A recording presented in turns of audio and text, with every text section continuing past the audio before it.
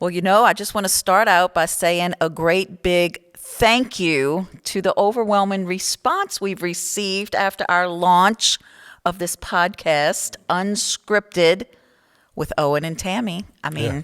We're just excited to hear feedback and to hear what a blessing that the first episode has been in your life. And we look forward to the rest of the episodes as we are going to bring Owen some real life stories, some things we have lived through, we have been through, some hell and back, they call it, right? You could say we've been through hell and back, but we're back. Well, I think everybody in life has been through those hellish moments. And sometimes everybody. we like to own it as if we're the only ones. But the truth is that everyone that's watching us and listening to us, they've had some moments in their life where they would love to have have gone through that. Yeah. And but yet I think that the difference in some people and others is that we go through it and then we go on the other side and there's victory. Yeah. And it's only in Jesus Christ is there true victory through all adversity. And you keep persevering. You got to keep on. You have to keep going. You got to keep swimming. I remember when we started television many, many moons ago, 30 years ago, we had the Family of God, and we ended the program every time by saying, don't give up. You're on the brink of a miracle. I don't think we'll ever stop saying, don't give up. No. We may say it differently now, not the same anthem, but that is life. You can't give up. You can't stop. You can't bog down. If you fall down, you got to get up. You got to keep going. So that perseverance through all of life's moments. And we're going to share some things because there's so many things in our lives that we really could have given up. Well, today we celebrate 12 years in the building, the studio we're in right now. This is a beautiful place. Time flies, eh? I'm looking around and see all the lighting and all of the technology and all the equipment that we've acquired since we've been here at this church, this location. And the whole story of how we got to where we are now is quite interesting. And we said this. It's very unscripted. Well, we've said last week that one of the things I do believe that is unique is that our stories, I think, are interesting. I think that the whole acquiring of this building. Well, when we tell other people, they seem interested, right? Well, I would be because, again, as we have titled our this podcast, Unscripted, we just highlighting what we talked about last week. This life is filled with unscripted moments. And the difference between success and being unsuccessful is the response. Yep. How we react to the unscripted moments. And one of the greatest moments in our life was totally unrehearsed, unscripted. Actually, Katrina, we just celebrated. I don't know if we celebrate it, but we remember. We remember. Remember 17 years ago. Hard to believe it's been 17 years. Our oldest daughter, Alexandra, was 10 years old. So that lets you know how old she is now. She's 27. Mm-hmm. She has a baby and she's married. But then she was 10 years old. And then, of course, we didn't have the two young ones. We just had Brooke, who was 2 years old. Mm-hmm. And we left out of here, New Orleans, not knowing what was going to happen, what was going to be revealed. Funny moment, I'll never forget evacuating. And you only have a very short time to get all your life together and leave the house. And I had the two kids. We had a little caravan then. We were in the caravan with just, we said we'll be gone 3 or 4 days. We'll be right back. And that's what we were hoping. We were like waiting in the van forever. You remember that caravan? You would press the button and the door would open, and then you'd press the button and the door would close. I mean, it was great. I love the caravan. You were all loaded in the van. I know where you're going with this. Okay, so then I'm yelling, "Come on, Owen. Come on, Owen," because, evacuating traffic just backs up terribly. So, like, the quicker you can get out, the better. Yeah. This isn't our first rodeo in 1 doing minute this. matters. Right. Go ahead. But you come to the door and you're like, do we need this? And you're holding a radio. And I'm like, what? No. Clarify it. It was a jam box. It was a jam box. It was a life support system at the time. Oh, come on. Yes. I mean, it played CDs. Back then, we didn't have I said, MP3 players and put that stupid thing down. Let's go. Now, thankfully, you did. No, I brought it. I don't even know why. No, I brought it. That was so crazy. I still have it because you can't find a CD player anywhere. So you saved the world's last CD player that day. CDs, which I hope nobody. But still people. Anyhow, come on, people still watch DVDs.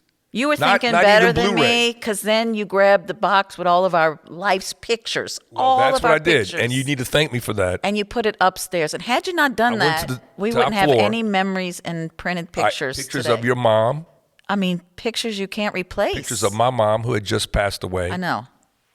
Because all my dad's. I don't know. I'm just kind of reliving the moment as we talk about it. I can see you It kind at of the puts our door. discussion today in perspective. So we leave out. We're going to Dallas. And, the truth is that we had 5 feet of water in our home for 14 days. And we couldn't come back and live. Our whole city was destroyed. And people know the story.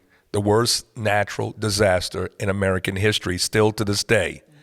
And we're not proud of that, but it is what it is. But it rearranged the landscape in New Orleans. Forever. It rearranged the religious landscape. Forever. And it moved people around. People who didn't want to be with us anymore, they left. There was a whole lot of them.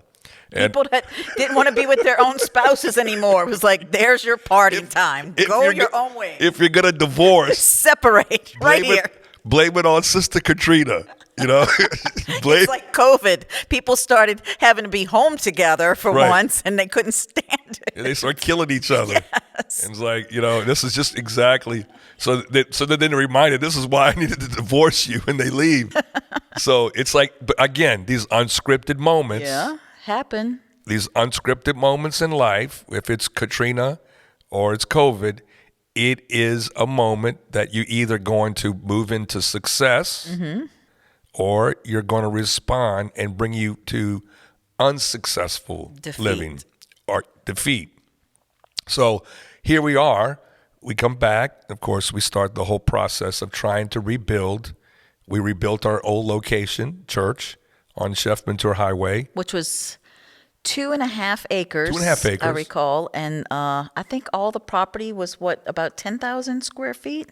I think every bit of the living area or, occupying areas for Was it school. 10? I think it was about 10,000 square feet. Yeah. And that we thought we were proud of that. We're thankful for God. Yeah, We had beautiful pastored that church. Auditorium, sanctuary. I remember the Sunday that we left, or the Sunday before Katrina, was the largest crowd we had. And it took us a long time to get to that. Maybe about 400, 500 people at the most. And the church was about 800 people, but on a given Sunday. I know we had no parking space left. We had occupied. They were parking across the street, on the next street. And so we went from that to 25 people. Yeah. After that, after Katrina, we met our first time back in December of 2005. We started having services in the sanctuary, but it was completely gutted. No electricity, no plumbing. We had a generator. We had portalets outside. Yeah. But I tell you what, I remember when we started worshiping God, the Spirit of the Lord was there.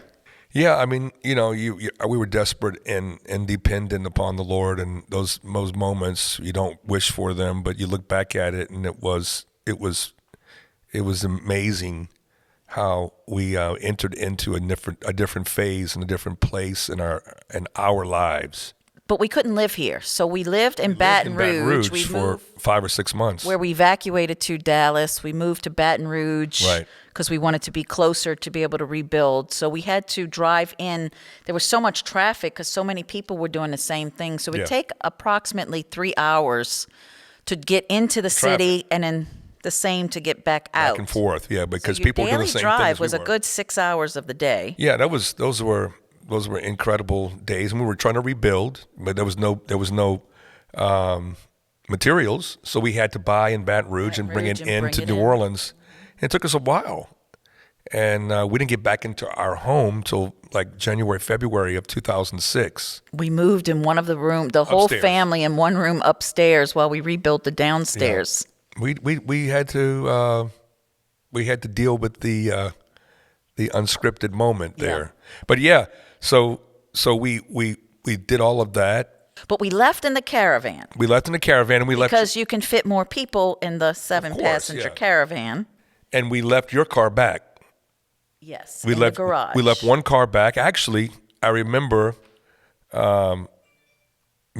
we called Tina McCovens, Johnny Saraparu. Our kindergarten teacher to this day. We called her and wanted to know if she was leaving town. Yeah. And she said she didn't have a vehicle. And we offered her our vehicle. Which at least would have saved it. And we said, our keys are in the car. Get in the house. Go in there, get the car, and get out of town. Use our car, get out. And she said, I'm going to do that, but she didn't do that. Next thing we knew, we saw her.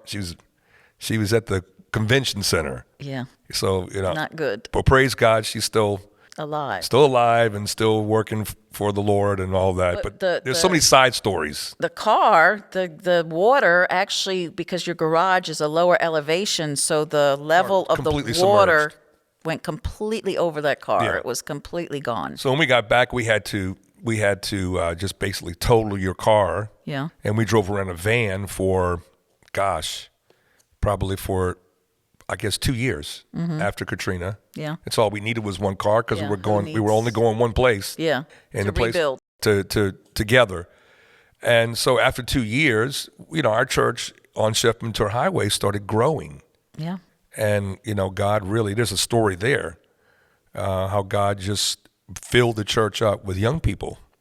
And the church was it was jamming. I mean, it was moving. Big time. And so we knew we had to make a move in life because the church was filled, but we were satisfied because everything over there was paid for. Oh, yeah.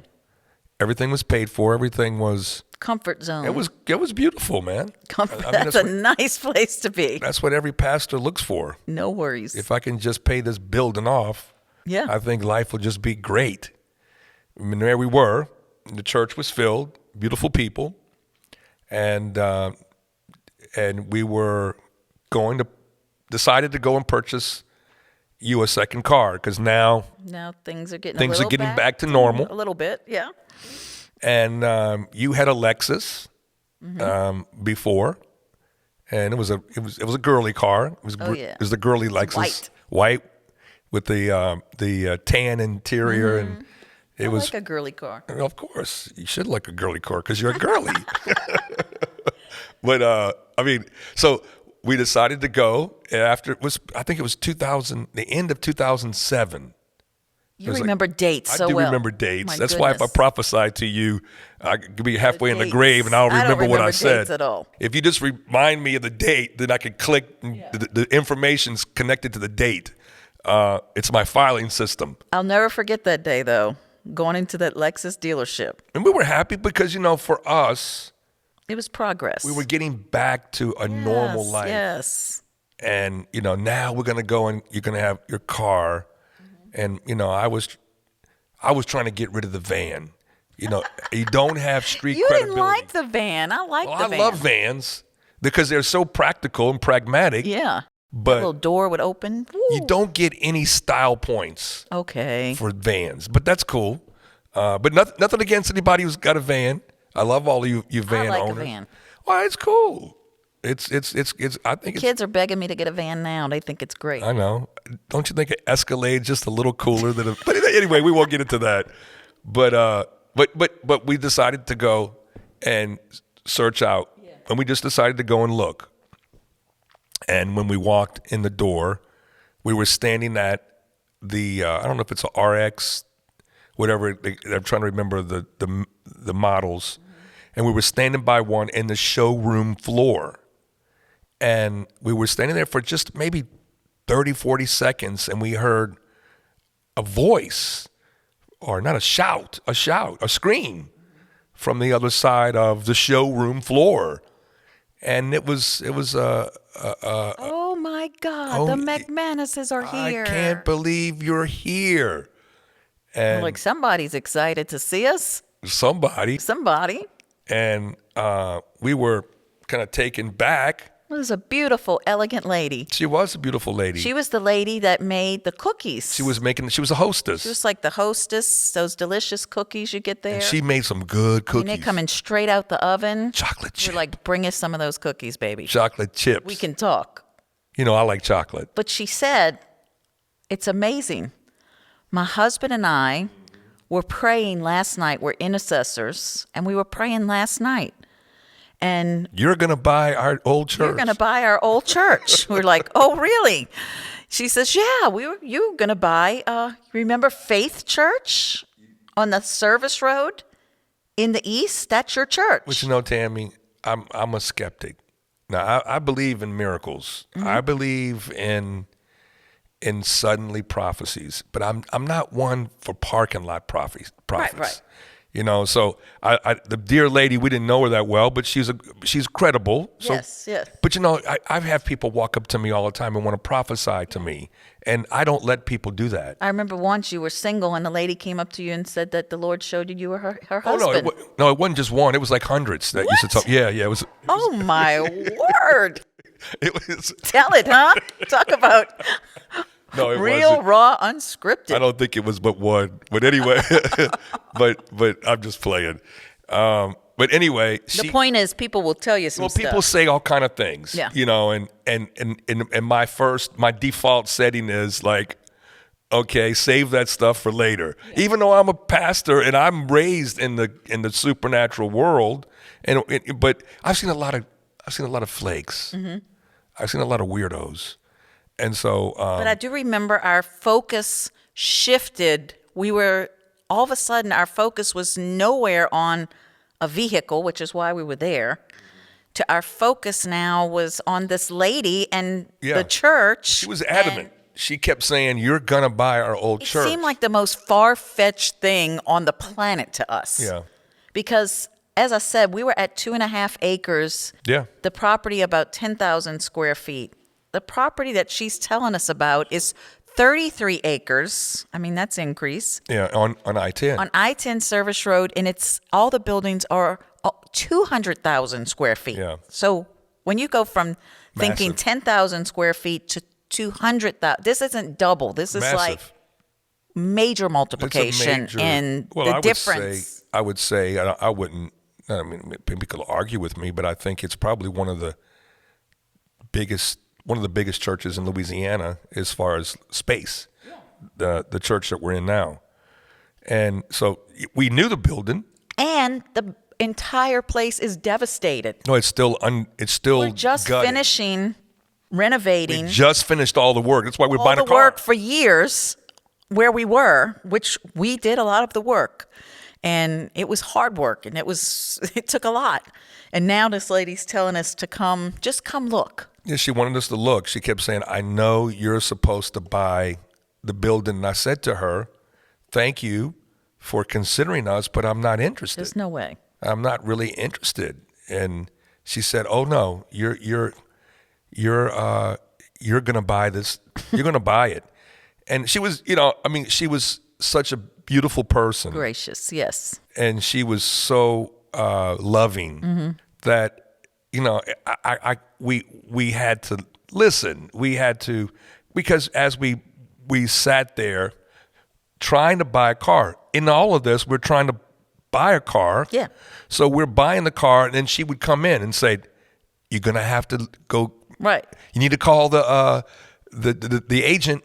That became primary, and buying the car was like on the back burner. I don't even know how much we paid for the car. I don't either. They could have ripped us off. Yes. And but that was the primary.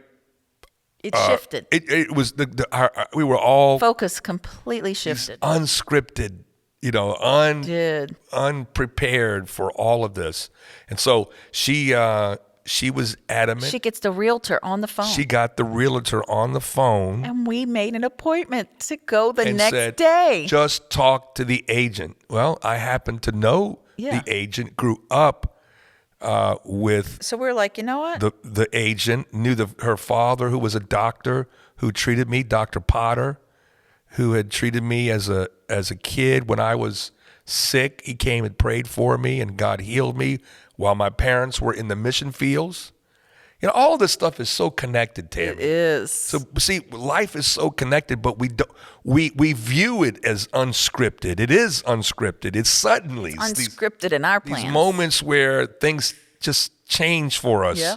or opportunities. Opportunities, moments. So we go see the property. Well, we'd make an appointment, and the girl says, "Can you meet me tomorrow?" Yeah.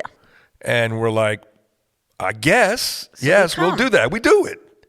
So we come to the property, and we walk around, and this is a massive place. Massive. But it still stinks of Katrina. It's gutted. To be honest, the tour exhausted me. The tour was, It was grueling. I wouldn't want to make the tour now. No. I don't want to even go downstairs and make that same tour. It's a lot of work. So here we are at the 2.5 acres, 10,000 square feet. We're looking at a devastated property that's 33 acres, 200,000 square feet. That is all needs to be completely restored. It's just devastated. Water's still in the building. It stinks. And it's like, how on earth is God going to do this? I Right. mean, this will take a miracle this is the miracle of all miracles right here. That's what I wanted to say just for a moment to our viewers, our friends, our family, that, you know, life may look like it's muddy today and messed up. You know, that's the whole thing about when we're walking with Jesus. It may be muddy today, but he can clean up the situation in due season. This is why you have to be conscious and aware that you go through the worst natural disaster in life. Everybody loses everything. Everybody's life is changed and rearranged forever. But even in the middle of all of that, God has a script. God has a plan. Always. God has you in mind.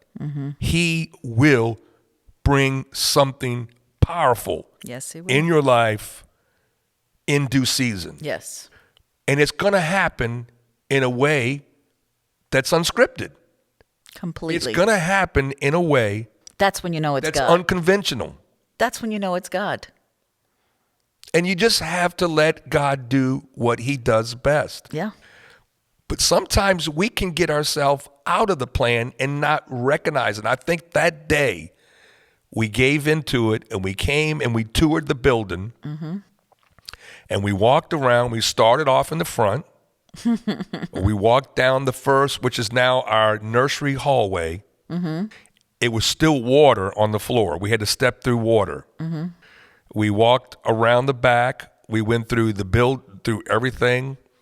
Then we came inside the auditorium, which was just empty. It was Gross. nasty. It was so gross. Then we got through everything. We went to the back and to the gymnasium, and it was worse than the church because they had a lot of junk still in there, and it stunk even worse. Nasty. And as we got out of the building, and it was 2.5 hours later, we were talking with Kim. You were there. My dad was there. And the Lord spoke to me. He spoke to me as I was there. And he reminded me, he said, remember 14 years before? He reminded me of a dream I had had. In the dream, he showed me a round building.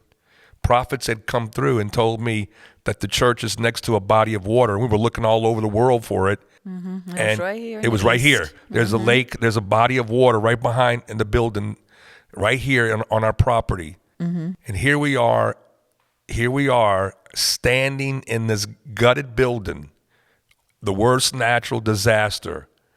And by chance, we walk into Lexus on a day that she may not, if we'd have gone maybe a day before, she may not even been there. Right. Or maybe if we'd gone later on in the day, she Or had if gone you would have had home early. another car, you'd have gone to a different dealership or whatever. It's just Yeah, amazing if you'd how have wanted these an moments Audi or work. if you wanted a Ford or Yeah. whatever, that lady wouldn't have been there. Right. But because she was at that place at that time. Mm-hmm. But for us, it's all unrehearsed. We're just doing like life like we think we want it to be. Mm-hmm. And in the midst of all that, God interrupts us. But to fast forward, the purchasing the building, the financing, and restoring the building with literally hardly any money at all. How the Lord, I mean, you need to come and see and come take a tour, Well- come to church, come look, come see what the Lord has done, because it is absolutely Yeah. the biggest miracle I've ever experienced in my life. Well, we do have a lot of blessed people now. We have a lot of wonderful people, but we don't have any billionaires in our church. No, there's nobody that, We don't have any. We don't have. I mean, I say it to the glory of we God. welcome Well, billionaires. I'm believing somebody's going to be a billionaire. Totally open, yeah. But at that time, we had a boatload of young people in college, and everybody knows that young people have nothing but a lot of debt. Right, And they're trying to get the debt forgiveness right now. exactly. They have a lot of loans Yeah. they got to pay back. So they certainly don't have any Have money a to lot of energy. help you pay for the building, and how God has what a supernaturally supplied the money, the need, the resources for us to put it back. And this church is to me, it's world class. Yes. I'm just in awe. Technology, but everything. So every unfolding event in our way was unscripted. It wasn't on my to-do list to buy a new church. No. It wasn't on my list of things. We had our plan. We had our objective. But that wasn't what happened. It's not how it happened. And I think that is what's so powerful, is that miracles brought us here, and miracles will sustain us. Absolutely. Because we serve a miracle working God. Yeah. When you look in the book of Acts, how God provided for the Apostle Paul, for Apostle Peter, all of the great men and women in the Word, God's the same God today. Yes, he is. He's the same today. And we have living proof. We are living proof. This building is living proof of how God operates and how God works. And then, as you said, the financing, Yep. the putting it back together, and how we Just never stopped. A miracle. We worked from They 2000. tried talking us into redoing the gym first and having service in the gym because it would be much more obtainable and easier to accomplish. But we said, we believe, God, that we will redo the front, the big sanctuary, and then we'll just keep going as we can. But as you said, we never stopped. I learned. You learn. We redid the entire property. You learn from people's mistakes. If you're wise. My dad built the gymnasium first before he built the church. The church here built their gymnasium before they built the church. And the church went in a decline instead of on a rise. I think we did it right. We put the church back together first, because God's house always comes number one. Yep. And then you know what happened. Better than anybody, all the money that came in for us to put the gym together, and we have a world-class gym. Just a miracle. Absolutely a God thing. I look No at it, doubt about I it. walk back there and look at our gym. I'm like, tell me whose gym is better than this. Exactly. Anywhere. Yeah. But we're just saying today, talking about this, To God be the glory. that we were looking for a car, but we wound up buying a church. I mean, go buy a car and you end up buying a church. It's like you go fishing for some fish, and you come back with with a bear. You know, Amen. it's like you're going for something else, but then you come back with something that you were unexpectedly I just pray or that expecting. people are encouraged today to believe God and to use that same faith, that same trust. You know, it may not be a 200,000 square foot facility, Millions but of whatever dollars. you believe in God for, whatever it may be, that same faith, when it's God, it will happen. Yeah. It will happen. The resources, all the means that you need, it will happen. So be encouraged today. And I think too, in the middle of your life, you know, for us, it was out of sort. We had a plan. We wanted to buy. We actually have plans for another building Yep. at a different location. We actually still own 6 acres on 510. The church still owns that. And have completed we- blueprints. We have plans, blueprints, but our plans Sometimes. did not come to fruition. That's right. Take God had bigger plans. some encouragement today. We can make plans, and God's not holding it against us because we make plans. Right. I'd rather see somebody have a desire for something than someone who's just sitting around waiting. But you know what? When we make plans, that's not necessarily always Nope. God's plan. Look at this. Our plan was 510 and to build a building that would seat 1,000 people Yep. on 6 acres. God gave us 33. 33 acres on I-10, not 510, a church that seats 2,000 Yep. and not a church that seats 1,000. Gymnasium, Everything. classrooms. I mean, we got it all.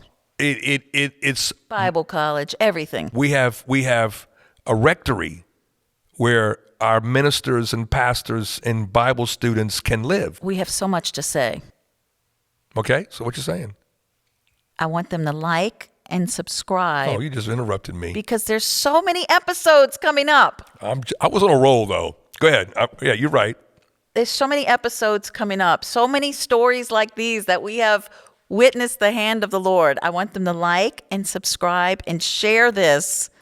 And we have so much more coming up on this podcast, Unscripted. So make sure you like, subscribe, So if you're share. a podcaster, I don't maybe I'm That's saying a it good wrong. word, That's a good word. podcaster. Or maybe I reinvented it where I don't know if that's even a Podcaster. word. Maybe put it in the dictionary. But if you are a podcast fan, if you're already involved, we're there.